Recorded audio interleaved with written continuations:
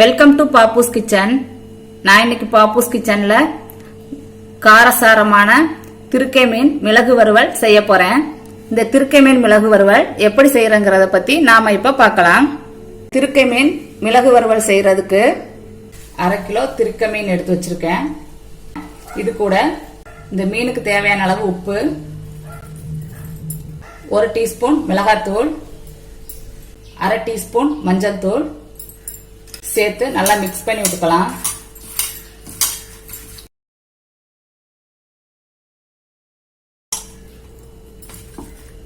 நல்லா மிக்ஸ் பண்ணி விட்டாச்சு. இந்த மசாலா இது கூட சேர்றதுக்கு ஒரு 10 நிமிஷம் ஊற வச்சு எடுத்துக்கலாம். இப்ப இதுக்கு தேவையான பொருட்களை பார்க்கலாம்.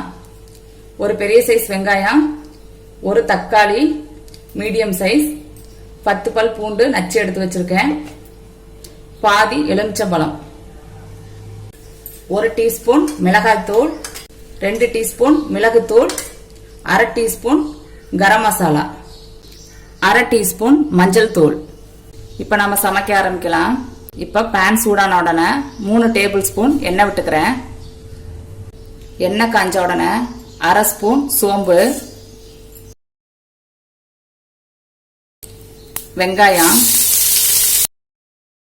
வெங்காயத்தை நல்லா வதக்கி எடுத்துக்கலாம்.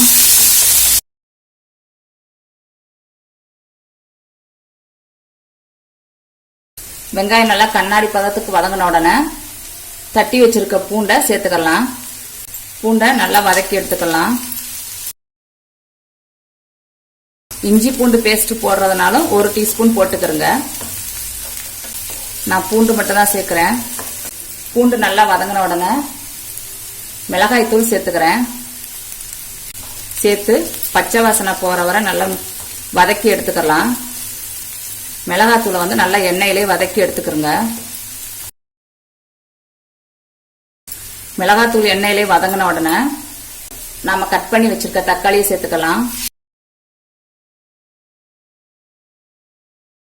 தக்காளி நல்லா வதங்கணும்.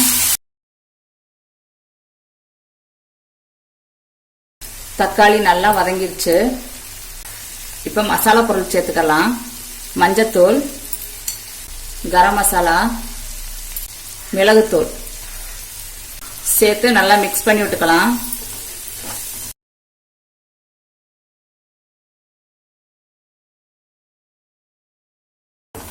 நல்லா மிக்ஸ் பண்ணி விட்டாச்சு.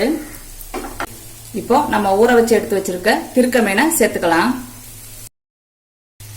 சேர்த்து நல்லா மிக்ஸ் பண்ணி விட்டுருவோம்.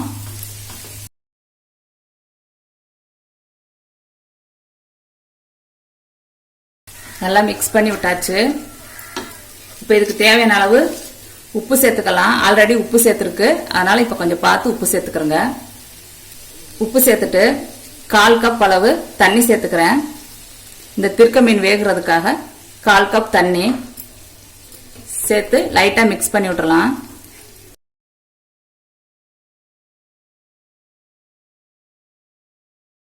தண்ணி சேர்த்து மிக்ஸ் பண்ணி விட்டாச்சு.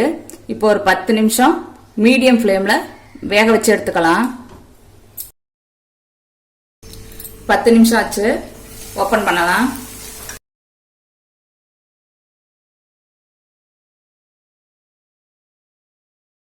திருக்கை மீன் மிளகு வறுவல் ரெடி ஆயிடுச்சு.